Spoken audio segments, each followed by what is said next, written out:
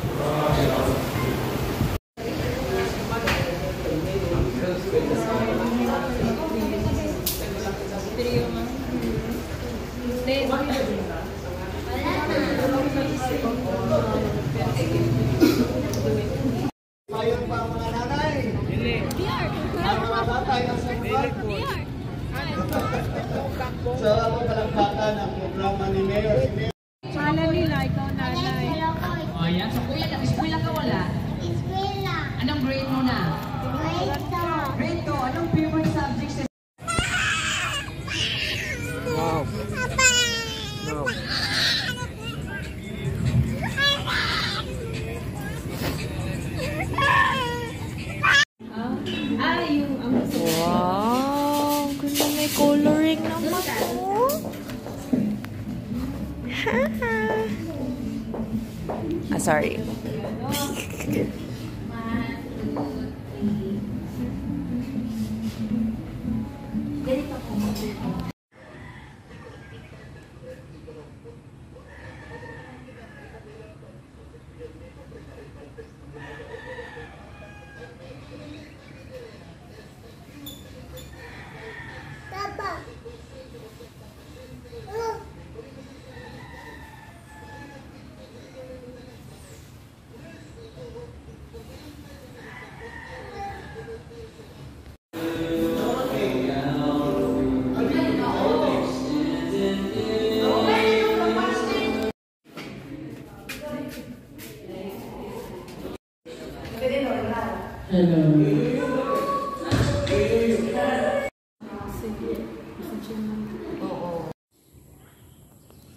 Okay, so Family Sunday ngayon sa church.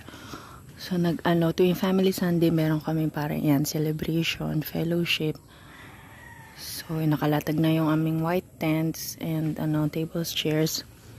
Tas kahapon, actually hanggang ngayon, hindi pa natatapos yung lindol. So siya 7.7 intensity.